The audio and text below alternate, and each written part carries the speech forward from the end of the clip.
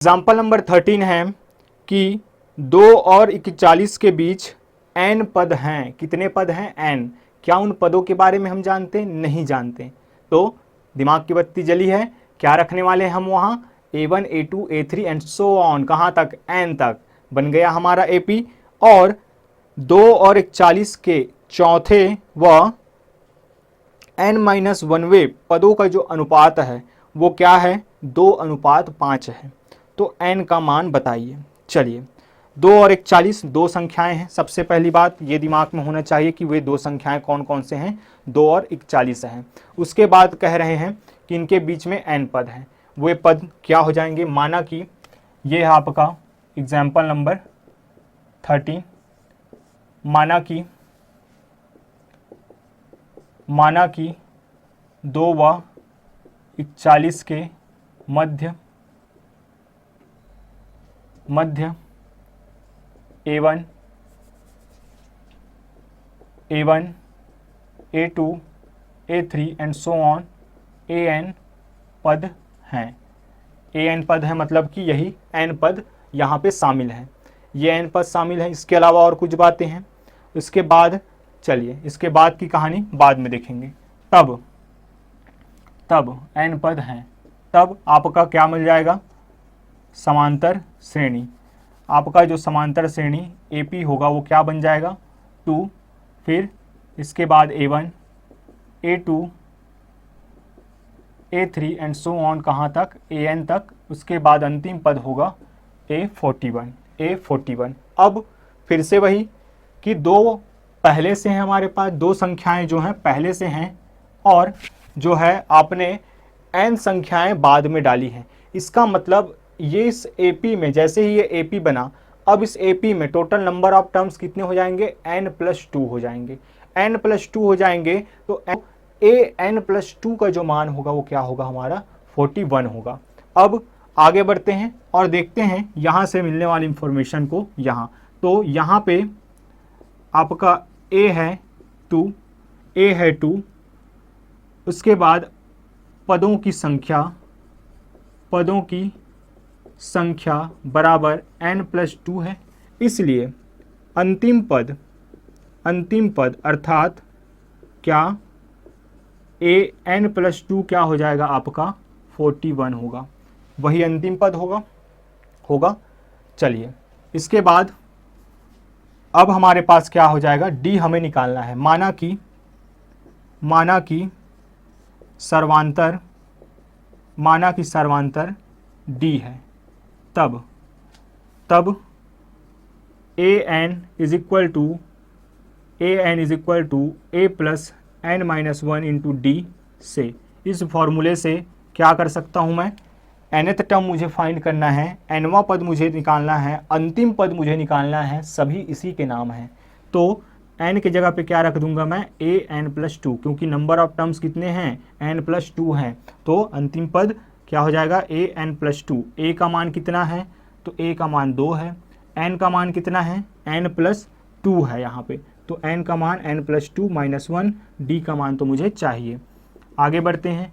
AN+2 है क्या आपके पास? ये है 41। ये रहा 41 इज इक्वल टू 2 प्लस, यहाँ सॉल्व करेंगे तो ये हो जाएगा n+1। इस तरीके से ये 2 जब इधर आ जाएगा तो क्या मिलेगा हमें? 39 is equal to n+1 into D। इसलिए जो D का मान है वो क्या आ जाएगा? 39 डिवाइडेड बाय n+1। D का मान क्या आ जाएगा? 39 डिवाइडेड बाय n+1। अगर आपको फॉर्मूला याद आ रहा होगा स्टूडेंट, तो D का फॉर्मूला क्या होता है? B minus A divided by n+1।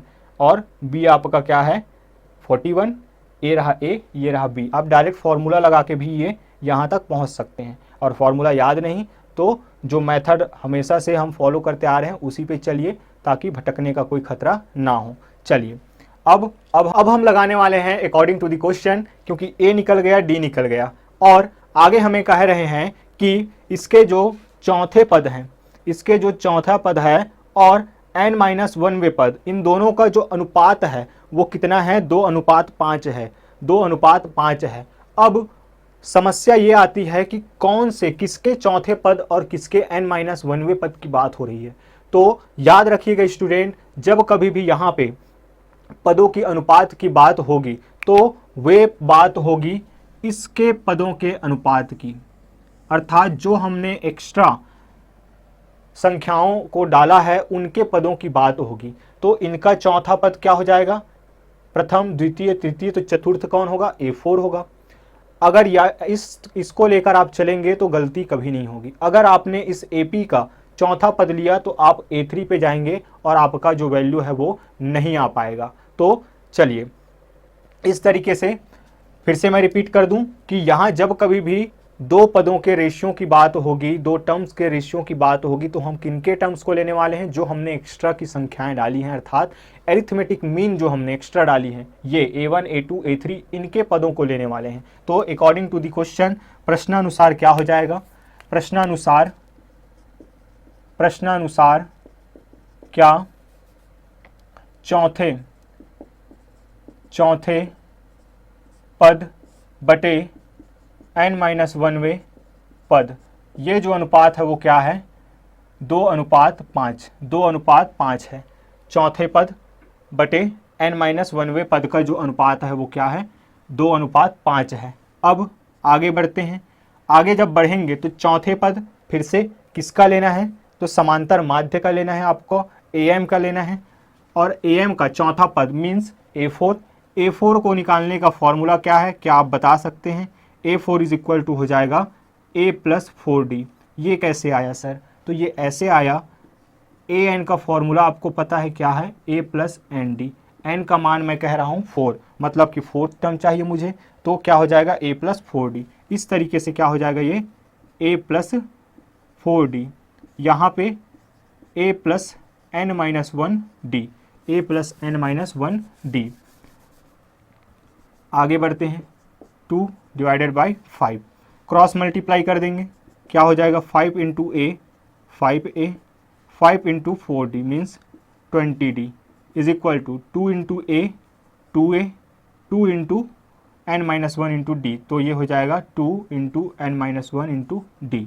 चलिए वैल्यू चाहिए हमें n का, जो वैल्यू हमें पता है वो हम रख देंगे। सबसे पहले तो A को A के पास, अर्थात 5A माइनस 2A हो जाएगा ये, उसके बाद plus 20D is equal to यहाँ से हो जाएगा 2D n-1, या हम ये कर सकते हैं कि इसको भी हम उधर ही ले जाते हैं, इसको भी हम उधर ही ले जाएंगे। तो यहाँ पे बचेगा 2n, यहाँ पे एक बार और रिपीट कर दूँ, 5A यहाँ पहले से है, 2A जब इधर आएगा तो -2A हो जाएगा। 20D को हम क्या करते हैं, इधर ले जाते हैं, तो यहाँ से पहले से है 2n-1 इंटू D, यहाँ पर हो जाएगा 20D। सॉल्व करते हैं, यहाँ पे आ जाएगा 3A इज इक्वल टू, यहाँ से आ जाएगा आपका 2, या यहाँ भी D है, यहाँ भी D है, हम क्या करते हैं D को कॉमन ले लेते हैं, तो D जब हम कॉमन ले लेंगे तो क्या बचेगा यहाँ 2n-1 माइनस 20। आगे जब मैं इसको सॉल्व करता हूँ तो क्या आ जाएगा D into 2n minus 2 minus 20। तो यहाँ से जो आपका 3A है वो क्या निकल जाएगा, D 2n minus 22, 2n minus 22। अब D का मान आपको पता है, D का मान हम रख देते हैं, और A का मान पता है क्या, A का मान भी हमें पता है क्या है, 2 है। तो इस तरीके से हमारा क्या निकल जाएगा, 3 इंटू 2 इज इक्वल टू D का मान हमारे पास है 39 divided by n+1 into 2n minus 22। आगे बढ़ते हैं, ये हो जाएगा 6 is equal to 39 into 2n minus 22 into 39 divided by n+1। n+1 39 का 2n के साथ होगा मल्टीप्लाई, तो ये आएगा, 39 का जब -22 के साथ होगा तो ये आएगा। सॉल्व करते हैं, आगे क्या मिलेगा हमें, क्रॉस मल्टीप्लाई कर लेते हैं यहाँ भी, तो यहाँ क्या हो जाएगा, n+1 को जब हम इधर लेके आएंगे तो इसके साथ मल्टीप्लाई हो जाएगा। तो चीज़ें कुछ इस तरीके से मिलने वाली हैं, वो है 6n + 6, n+1 के साथ जब मल्टीप्लाई होगा 6 का तो ये मिलेगा। फिर 39 इंटू 2 करेंगे तो ये आ जाएगा 78n माइनस 22 इंटू 39 जब हम करते हैं तो 9 टू ज़ा 18, 18 का 1, 18 का 8 कैरी 1, 9 टू ज़ा 18, 18 एंड 1 19 इंटू क्रॉस 3 इंटू 2 6, 3 इंटू 2 6, ये हो जाएगा 8, 9 और 6 हो जाएगा आपका 15 कैरी 1, फिर ये हो जाएगा 8, 858 क्या मिलेगा हमें? हमें मिलेगा 858। आगे बढ़ते हैं, एन वाले को एन वाले के पास और नंबर को नंबर के पास, तो हमें क्या मिल जाएगा फिर यहाँ से 6n माइनस 78n is equal to minus 858 minus 6 plus 6 इधर आके माइनस 6 हो जाएगा। यहाँ से बचेगा हमारे पास 72n minus 72n minus 6 plus 8 हो जाएगा 14, 14 का 4 कैरी 1 6 8, माइनस से माइनस साइन कट जाएगा तो ये आ जाएगा 72n is equal to 864। N का मान हमें निकलने वाला है तो 864 डिवाइडेड बाय 72। अब जब आप इसको सॉल्व करेंगे तो जो भी आपका वैल्यू आएगा वो क्या होगा? आपका एन का वैल्यू होगा। चलिए सॉल्व कर लेते हैं। 12 के टेबल से ये जा सकता है क्या, देख लेते हैं। तो 12 के टेबल में कितने टाइम्स में जाएगा? ये 6 टाइम में जाएगा, 6 टाइम्स में जाएगा। और ये हो जाएगा फिर 12 7 ज़ा क्या 84, 12 7 ज़ा 84, तो यहाँ से बच जाएगा फिर आपका 84, 84 2, 12 2 ज़ा 24। 6 के टेबल में 72 आता है क्या? बिल्कुल आता है। कितने टाइम्स में? 12 टाइम्स में आता है ये 72। तो n का मान जो है वो क्या आ जाएगा? 12। ये आपका आंसर है। चीज़ें समझ में आई होंगी स्टूडेंट। फिर से मैं बता दूं, दो पदों का जब रेशियो की बात होगी तो हम समांतर श्रेणी जो हमारा बना है उसका चौथा पद और n-1वां पद नहीं लेंगे। हम किसका लेंगे? जो हमने एक्स्ट्रा की संख्याओं को डाला है, अर्थात a1, a2, a3, an, इसको हमें लेना है। तो कोई भी अगर डाउट है तो आप हमें कमेंट में बताइए, कि हमारा उद्देश्य है कि आपको समझ में आना चाहिए स्टूडेंट। सो साथ पढ़ेंगे, साथ बढ़ेंगे डीसी मैथ पाटन पर। बने रहिए हमारे साथ। हमारे यह काम अगर आपको पसंद आ रहा है, हमारा काम पसंद आ रहा है, तो ज़रूर अपने फ्रेंड फैमिली के साथ शेयर कीजिए हमारे चैनल को। मिलते हैं नेक्स्ट वीडियो लेक्चर में एक्सरसाइज के साथ। तब तक के लिए अपना ख्याल रखें। जय हिंद।